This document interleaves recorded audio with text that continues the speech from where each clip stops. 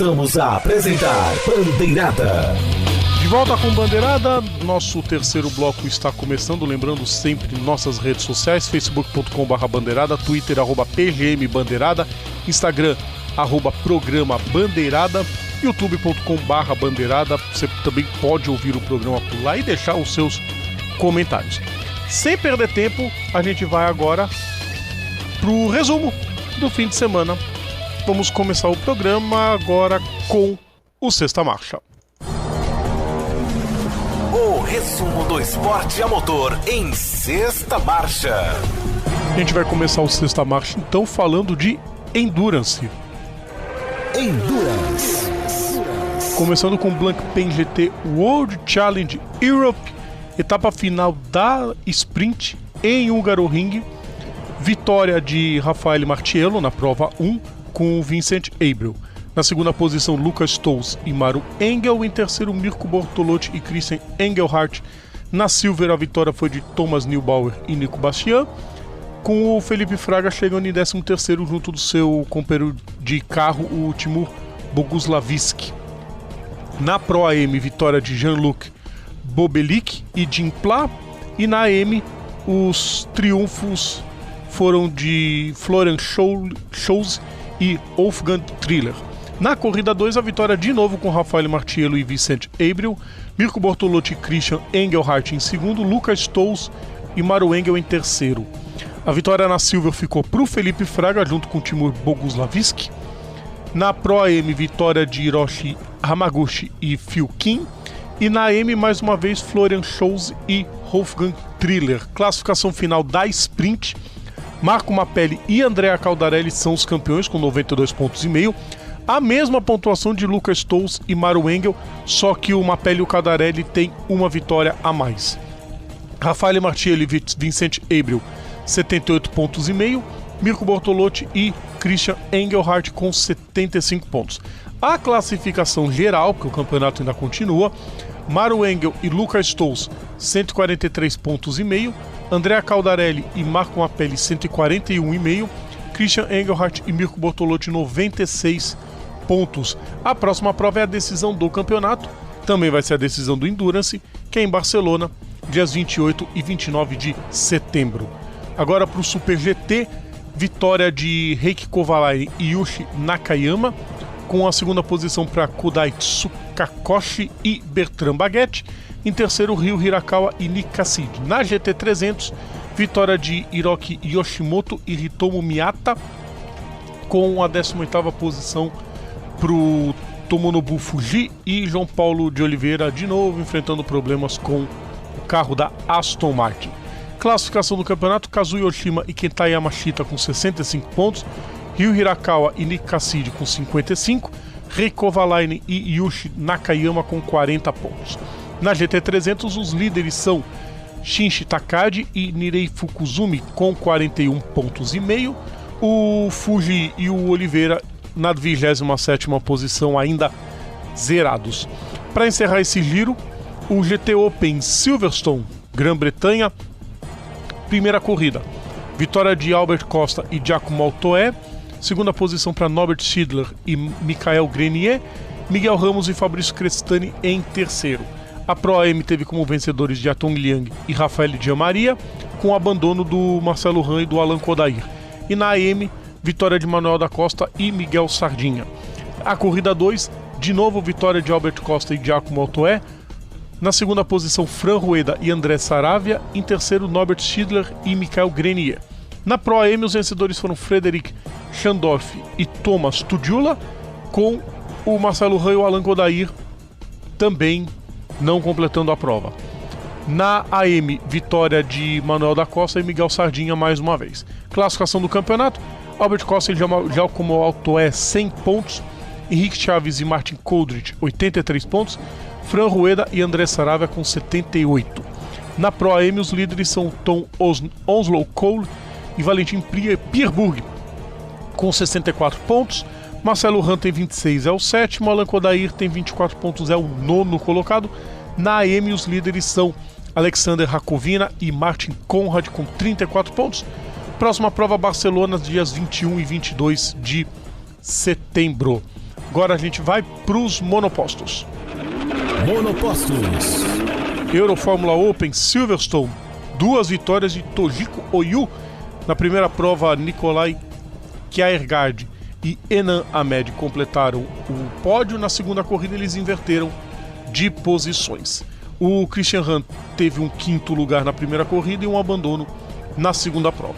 Classificação do campeonato, Marino Sato ainda é o líder do campeonato, disparadíssimo, 262 pontos. Lucas Dunner, 156 pontos. Liam Lawson, 120 pontos. O Christian Rahn é 10º com 60 pontos. Próxima prova, Barcelona, 21 e 22 de setembro. Fórmula 2 em Monza, vitória na primeira prova de Nobuharu Matsushita, com Luca Giotto e Nick De Vries completando os 3 primeiros lugares. Sérgio Sete Câmara foi o 5º colocado, depois de uma punição muito duvidosa. Segunda corrida, vitória de Jack Aitken, com Jordan King e Nick De Vries completando os 3 primeiros lugares. Sérgio Sete Câmara acabou abandonando logo no início da prova. Classificação do campeonato, Nick De Vries, 225 pontos. Nicolas Latifi, 166. Luca Giotto, 155 pontos. Sérgio Sete Câmara é o 5º com 151 pontos. Próxima prova, penúltima rodada dupla na Rússia, dias 28 e 29 de setembro. Fórmula 3, também em Monza. Primeira prova, vitória de Robert Schwarzman, com Marcus Armstrong e Gerhard Daruvala completando o pódio. Pedro Piquet foi o 5º, Felipe Drugovich o 16º. Na segunda corrida, Yuki Tsunoda foi quem venceu, seguido por Liam Lawson e Jake Hughes. O Pedro Piquet conseguiu outro 5º lugar e o Felipe Drugovich o 12º. Classificação do campeonato, Robert Schwarzman, 180 pontos, Gerhard Daruvala, 147 pontos, Yuri Vips, 122. Pedro Piquet é o 6º com 90 pontos e o Felipe Drugovich, 16º com 8 pontos. A próxima rodada na Rússia é a decisiva da Fórmula 3, também dias 28 e 29 de setembro, a decisão do campeonato. O Schwarzman muito perto de conquistar o título. Vamos agora para as motos. Motociclismo. Mundial de Superbike em Portimão, Portugal. Primeira corrida, vitória de Jonathan Rea, com Chas Davis e Michael van der Mark completando os 3 primeiros colocados. Na segunda corrida, enfim, Álvaro Bautista voltou a vencer. Fazia tempo que ele não vencia. Ele venceu com o Jonathan Rea na segunda posição e o Toprak Razgatlioglu em terceiro. Classificação do campeonato, Jonathan Rea 490 pontos, Álvaro Bautista 399, Alex Lowes 249 pontos, Michael van der Mark 244, Leon Haslam 229. A próxima etapa é dias 28 e 29 de setembro, Manicourt, na França. Mundial de Motocross, começando com a MXGP, etapa de Afyonkarahisar. O nome é complicado, queridos ouvintes. Afyonkarahisar, na Turquia. O homem está de volta. Jeffrey Herlings voltou, parece que enfim, da contusão que o afastou do campeonato todo praticamente. Ele venceu as 2. Primeira prova, Paul Jonas e Glenn Konderhoff completaram os 3 primeiros lugares. Na segunda corrida, o Konderhoff teve a companhia na terceira posição do Tim Geiger, atual campeão da categoria. Mas o Herlings já voltou, mostrando que se não tivesse machucado, a briga ia ser bem mais ferrenha. Classificação do campeonato, o Tim Geiger 744 pontos, Jeremy Seewer 542, Gauthier Paulin 499 pontos. Próxima etapa, a última do campeonato em Xangai, na China, dia 15 de setembro. O WMX teve na etapa turca a sua decisão. O pódio foi o mesmo nas 2 corridas. Courtney Duncan venceu as 2 corridas, a nova campeã da categoria. Sarah Anderson foi segunda colocada nas 2, Nancy Van de Ven terceira. A classificação final teve a nova campeã da Kawasaki, Courtney Duncan, com 239 pontos, Nancy Van de Ven com 203, Larissa Papenmeier com 195 pontos. A próxima prova do WMXGP, na verdade, é o Campeonato das Nações, junto com a MXGP, que acontece no fim do mês. Para encerrar, turismo. Com o turismo carreteiro, uma prova muito disputada em Rafaela, na Argentina. Vitória de Agustín Canapino, com Juan Manuel Silva e Valentim Aguirre completando os 3 primeiros lugares. O Canapino ganha mais uma Copa. O turismo carreteira também tem várias Copas, mas a pontuação é geral. Não é igual, por exemplo, na Copa Truck, que a pontuação se divide. entre as Copas. Não, pontuação é tudo junto. O José Manuel Cera agradece, porque ele teve muitos problemas, chegou em 10º, mas é o líder do campeonato com 384 pontos e meio. Facundo Arduço, 335 pontos. Leonel Pernia, 328,5. A próxima etapa é no Circuito do Paraná, dia 22 de setembro. Bom, para encerrar, eu tinha esquecido, eu falei para encerrar agora no turismo, mas eu continuo. Para encerrar, Fórmula E. Fórmula E. Porque nós tivemos a confirmação de Maximilian Günther como o novo piloto da equipe BMW Andretti. Ele entra na vaga do Antônio Félix da Costa, é o novo piloto da esquadra alemã. Ele não fez feio na Dragon, então eu acho um grande nome para substituir o piloto português. Na categoria, Carlos Eric, o Sexta Marcha e o destaque de vocês. Bom, caraca, falou um tantão de coisa aqui, mas, cara, vou deixar. Foi o destaque que eu falo que esse finalzinho aqui o Günther achando a vaga na Fórmula E, né? Eu não sei se cabe mencionar ele na listinha da felicidade, porque ele tava arrumando pra Fórmula 1 e no meio do caminho a rota dele virou, né? Então... A roda virou, exatamente. A rota dele deu uma desviada, amém, né? E ele conseguiu a vaguinha. Não foi tão feliz na Dragon, mas agora na BMW o futuro é promissor para ele, que é um grande piloto, principalmente quando corria de Fórmula 3 europeia. Já se notava muito isso. Carlos, destaque do Sexta Marcha. Quem que você coloca? Destaque que eu quero dar, Jeffrey Herlings, voltando muito bem. Ele voltou trucidando, hein? Voltou e prepara 2020, hein? Que ele vai vir babando e candidato fortíssimo a retomar o título. 2020 parece que vai ser um ano bacana. Tem o Cairoli, que volta no que vem. E o Tim Geiger vai querer mostrar, falar, não, eu sou bom mesmo, eu não ganhei só por causa da queda deles. Eu sou bonzão, eu vou ganhar de novo. Promete ser uma das brigas ferrenhas no campeonato de motocross. E 2 destaques meus. Título merecido para Courtney Duncan. Enfim, ela se livrou dos azares que a acompanharam nos últimos anos. Merecidíssimo. E outra coisa, o Rodrigo Matar disse uma vez que hoje ele considera Agustín Canapino o melhor piloto argentino em atividade em qualquer categoria do que tenha motor ou elétrico ou combustão, qualquer coisa. E eu sou obrigado a concordar com ele. Fez o que quis no oval de Rafaela. Nem quando a prova teve safety car nas últimas voltas, e aí é a mesma regra da NASCAR, né? Sempre tem uma volta em bandeira verde, independente do que acontece. Ele sobrou. Em uma volta ele mostrou pro pessoal de trás, falou, vocês não me pegam hoje não, tá? Eu tô com o número 1 aqui, não é à toa. Corridaça. Passa amanhã. Continue tentando. Outro que dá pra falar passa amanhã também, que fez uma grande prova, é o Felipe Fraga. Outro que começa a tomar gosto pelos turismos internacionais. Correu muito bem a temporada do Blancpain Europe. Do Blancpain Europe. Andou muito bem. Vai correr o WEC em tempo integral, então tem tudo para dar certo. Vamos lá então. Vamos pro próximo quadro do nosso programa. Deixa eu ver o tempo. Não, acho que dá tempo. Dá a gente fazer uma pequena inversão. Pela primeira vez a gente vai inverter os quadros. Nós vamos começar com os momentos clássicos. Momentos clássicos. As histórias inesquecíveis do esporte a motor. Nessa quarta-feira completam-se mais um ano, né?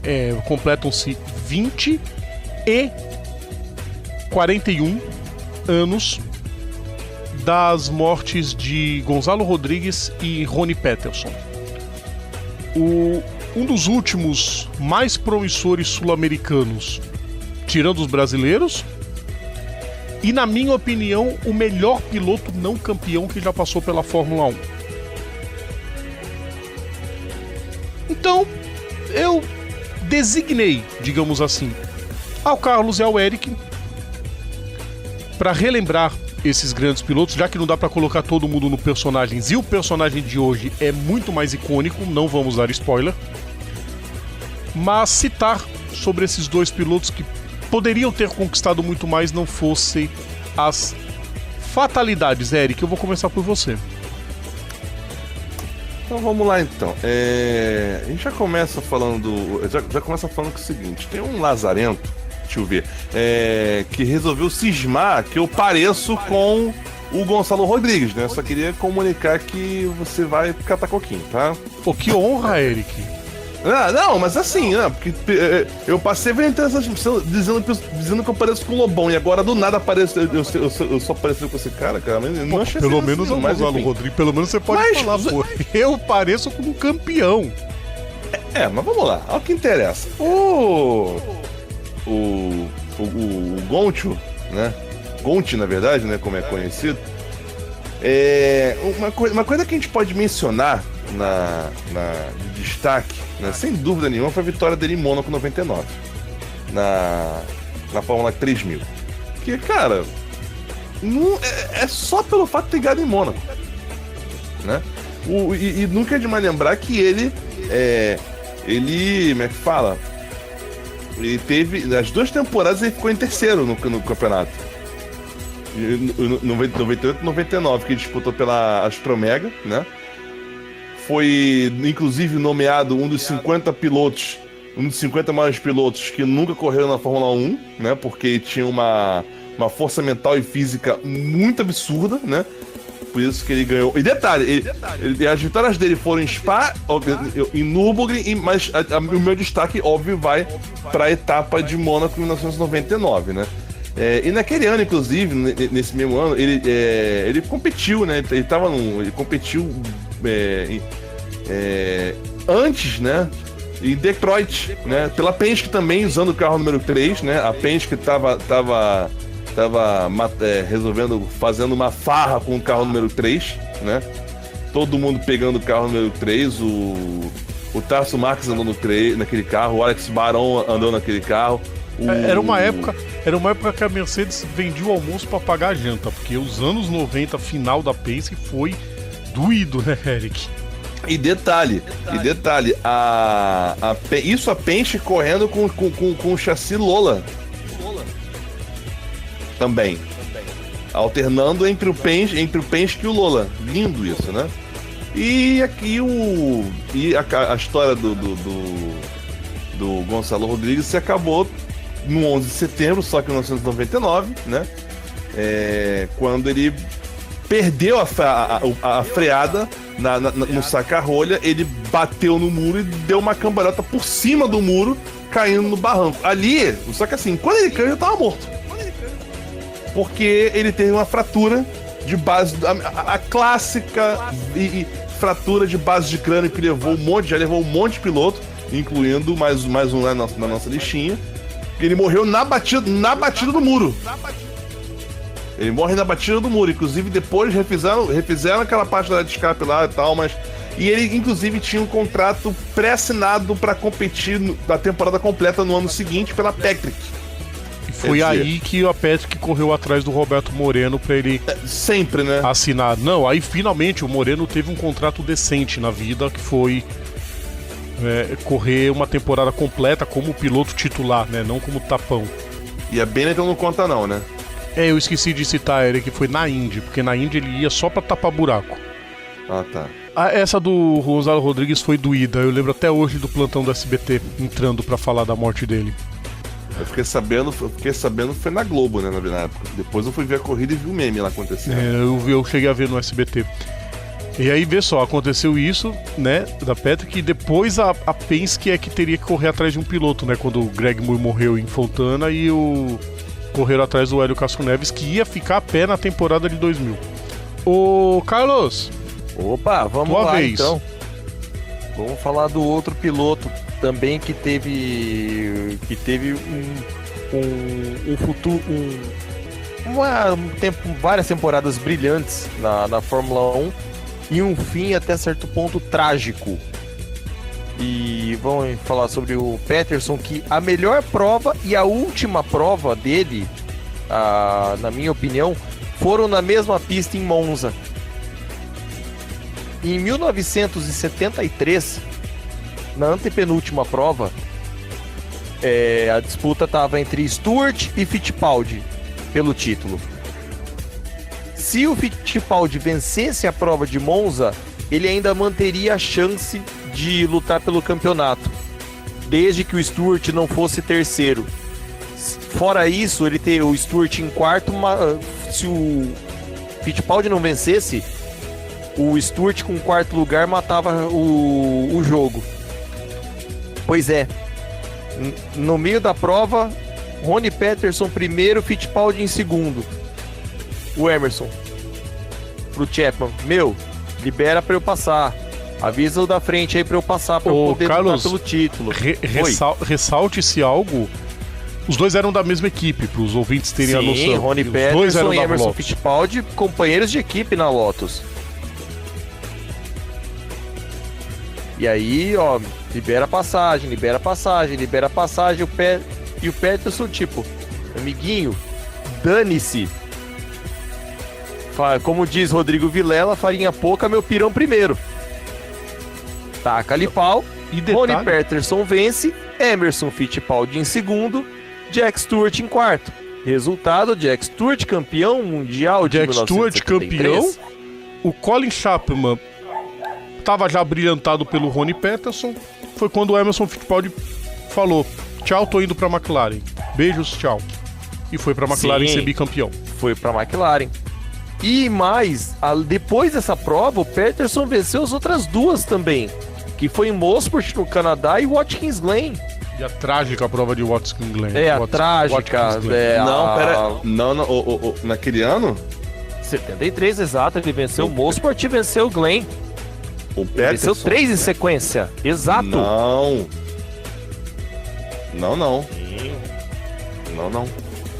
Quem venceu o Canadá 73 foi o Peter Revson. Foi o Revson que ganhou o Canadá em 73. Pera, minto.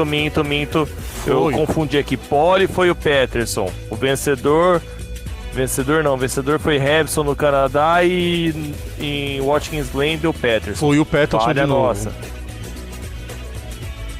O Peterson quebrou na volta 16. Foi. Até que veio... É verdade, eu confundi. Acontece. Até que veio 78, né?